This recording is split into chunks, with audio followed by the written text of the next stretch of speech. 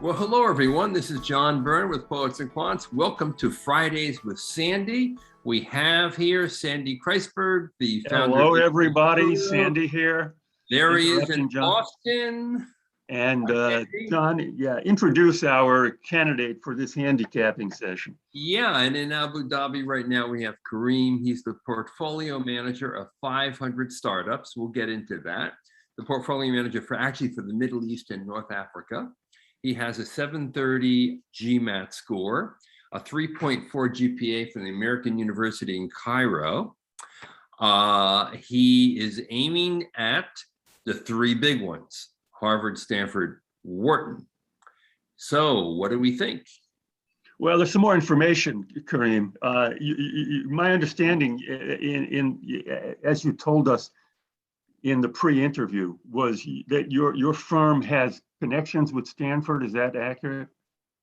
Yes, that's correct. My firm actually has a VC program that we do with Stanford. Good, and that is something that might be of use to you if you leverage it correctly. Tell us about 500 startups. What is that, and what does it do?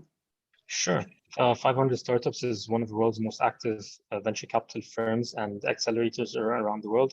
We have, I think, more than 30 active venture capital funds. Right now, 2,700 startups around the world. Around 30 of them are unicorns. And in the Middle East, we have $53 million in assets under management, of which I currently manage right now. And I, in my so back up there. So your job at 500 Startups, which is in the Middle East and North Africa area, how do you say that? MENA, is that the way it's pronounced? MENA, yeah. MENA, yeah, in the MENA area, which is very attractive to schools. American business schools love Middle East, and American business schools love Africa, okay? And the fact that you've got a foothold in North Africa and the Middle East is a real positive. And what do you do at 500 Startups? Sure. So I manage two active funds right now. I'm managing around $53 million in funds and 210 startups in my portfolio. I'm managing the entire startup portfolio, whether it's to do with legal, whether it's to do with supporting the startups, fundraising, all of that sort of thing. And on the other hand, I'm also investing in startups. We're planning to invest in 100 startups over the next 3 years. The third thing I'm doing is I'm helping. Okay, let me say that sounds like a post MBA job. Why are you going to business school, man? I'm not kidding, John. Isn't that a post MBA job? A lot of MBAs would love to have the job that Kareem has now. Well, thank you for that.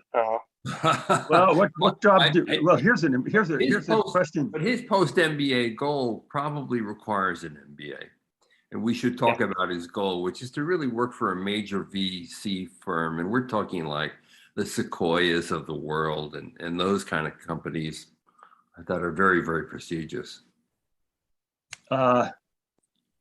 Maybe. I think he could get a job at Sequoia right now, given that he has access to, underrepresented countries. He's got a very powerful background. He's 27 years old.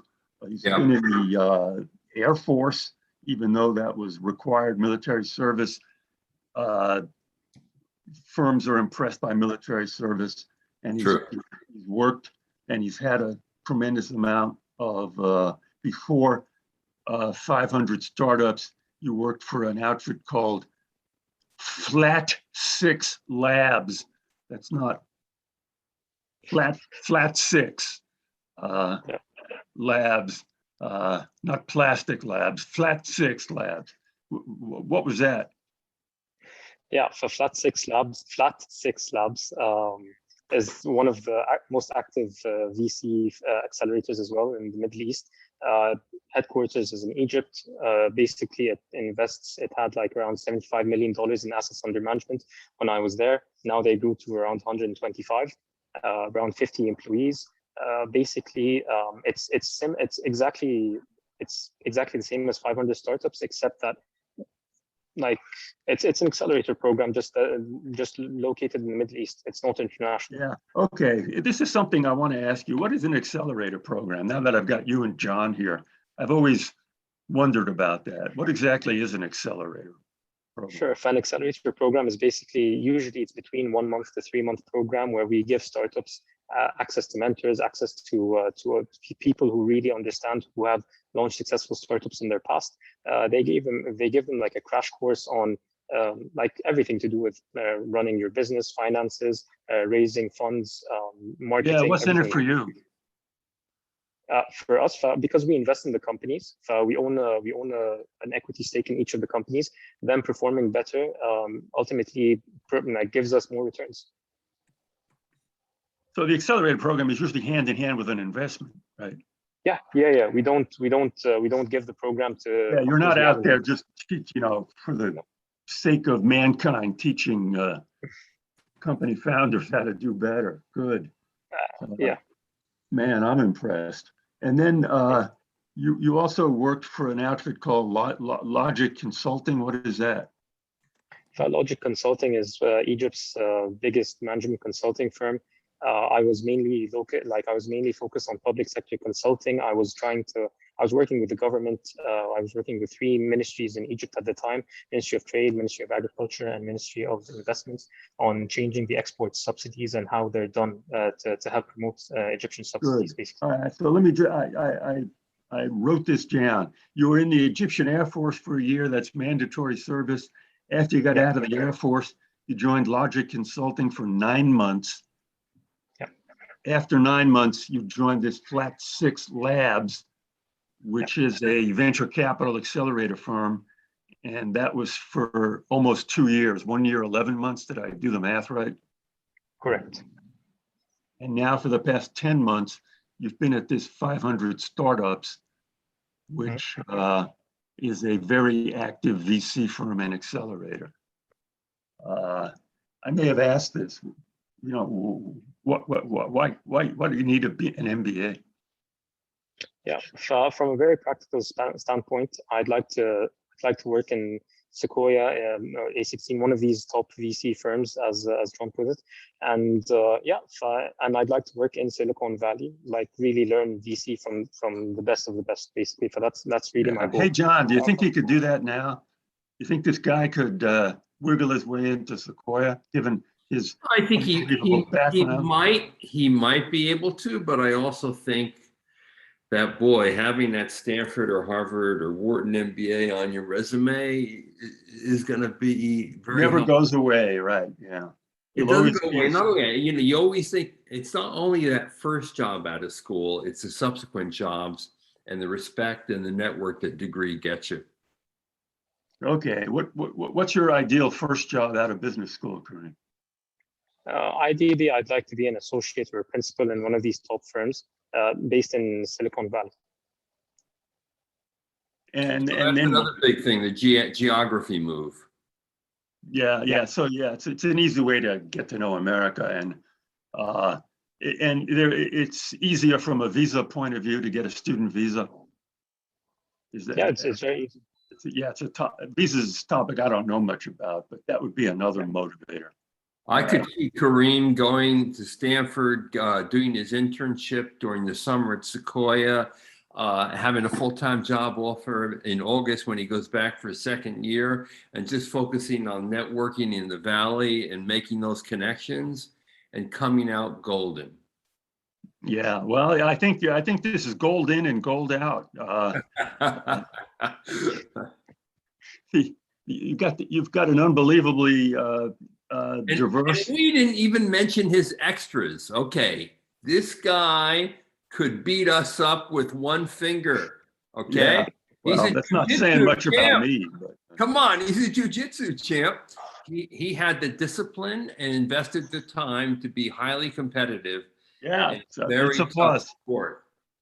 Yeah, Brazilian Jiu-Jitsu, national Egyptian silver medalist. Good. Impressive. What you don't have to answer this. But what's your first choice if you got accepted to all of your the schools you want to go to, where would you go? I'd go to Stanford, hands down. Yeah, and the reason for that is geography, smallness, VC. and Yeah, yeah, and in touch with VCs. Boy, I think you're okay. Let's do the handicapping. Yeah. I think guys, you know, at Wharton, I think it's just going to be a matter of convincing them why you want to go. They're big. They've got a big class. They would be interested in a guy like you for the obvious reasons. You come from Egypt. You work for these companies that are mainstays in the MENA area, Middle East, North Africa. That's a hot attraction. I think your chances at HBS are 40 to 50%, which is about as high as I ever say. Some people just, even people as qualified as you, just blow the interview or blow the application somehow.